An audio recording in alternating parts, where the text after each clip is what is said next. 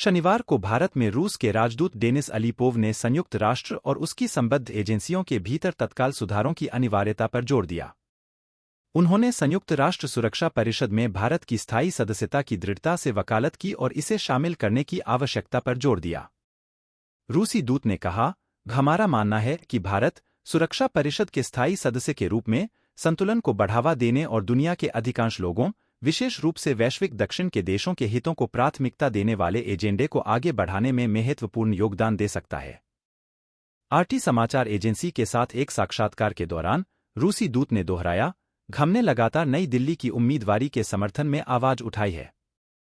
हमारे भारतीय समकक्षों ने परिषद की अध्यक्षता करते हुए 2021 से 2022 तक यूएनएससी में अपने गैरस्थायी कार्यकाल के दौरान सराहनीय नेतृत्व का प्रदर्शन किया है, 2 बार।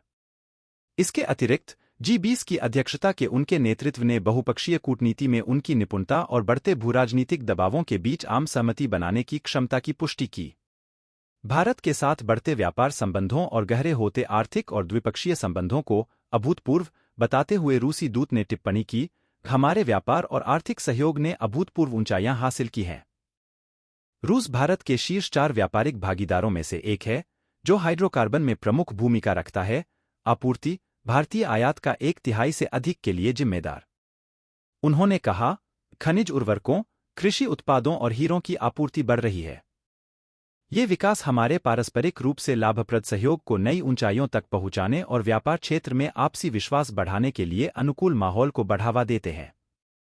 भारत और रूस ने दशकों से ऐतिहासिक संबंधों और साझा हितों पर आधारित एक मजबूत रणनीतिक साझेदारी को बरकरार रखा है। इस गठबंधन के मूल में व्यापक रक्षा सहयोग निहित है, जहां रूस भारत को सैन्य उपकरणों के एक महत्वपूर्ण प्रदाता के रूप में महत्वपूर्ण भूमिका निभाता है।